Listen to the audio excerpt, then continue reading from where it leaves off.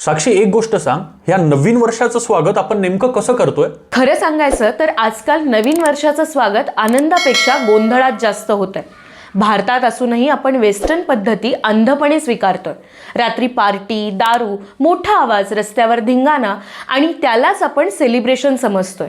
नवीन वर्ष म्हणजे नवीन सुरुवात असायला हवी, पण आपल्याकडे ती सुरुवात थकवा, हँगओव्हर आणि पश्चातापाने होते. पण पार्टी करणं चूक आहे का? नाही, पार्टी करणं अजिबात चुकीचं नाही. आनंद साजरा करणं ही माणसाची नैसर्गिक गरज आहे. प्रश्न पार्टीचा नाही, प्रश्न पद्धतीचा आहे. जेव्हा पार्टी बेफाम होते, मर्यादा सुटतात, तेव्हा ती आनंद न राहता समस्या बनते. आपण मजेसाठी स्वतःचं आणि इतरांचं नुकसान करतो, हे चुकीचं नाही आहे का? नुकसान म्हणजे नेमकं काय? सर्वात आधी सुरक्षिततेचं नुकसान होतं. दारू पिऊन गाडी चालवणं, रात्री उशिरा बेफिकर वागणं आणि त्यामुळे अपघात होतात. दरवर्षी नवीन वर्षाच्या रात्री किती लोक आपला जीव गमावतात हे माहिती आहे का कोणाला?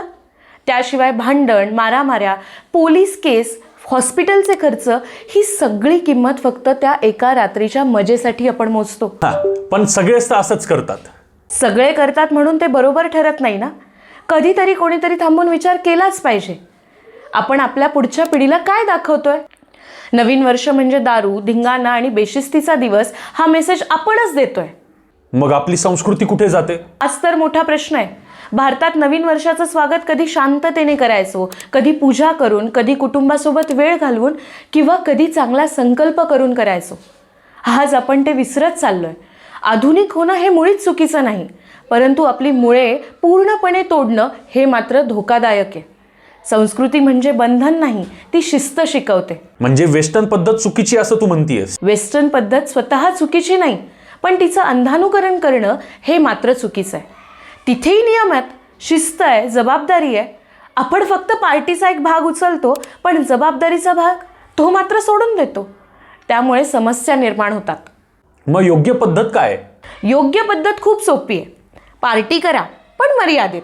दारू पिणार असाल तर गाडी चालवू नका. मोठ्या आवाजाने इतरांना त्रास देऊ नका. सार्वजनिक ठिकाणी गोंधळ घालू नका.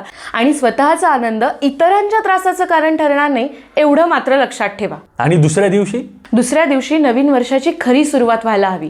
सकाळी उठून कुटुंबासोबत वेळ घालवणं, मित्रांना शुभेच्छा देणं आणि एखादा चांगला संकल्प, जसा की आरोग्य, करिअर, समाजासाठी काहीतरी चांगलं. नवीन वर्ष म्हणजे केवळ 12 वाजता नाही, तर ते पूर्ण वर्षभरासाठी असतं. अगं, पण लोक म्हणतात एक दिवस मजा केली तर काय फरक पडणार आहे? फरक पडतो, कारण तो एक दिवस तुमची सवय बनतो. आज एक, उद्या दुसरा, हळूहळू मजेच्या नावाखाली शिस्त संपते. आणि जेव्हा शिस्त संपते तेव्हा समाज कमकुवत होतो. म्हणूनच सुरुवात योग्य असणं महत्त्वाचं आहे. म्हणजे बदल आपल्या हातात आहे? पूर्णपणे. सरकार, पोलीस, नियम यांच्यापेक्षा जास्त बदल आपल्या विचारातून येतो. आपण ठरवलं तर पार्टी होईल आणि संस्कृतीही जपली जाईल. दोन्ही एकत्र शक्यच आहे. मग शेवटी लोकांना तुला ह्यातून काय सांगायचंय? एवढंच की नवीन वर्षाचं स्वागत गोंधळाने नाही, तर समजुतीने करा.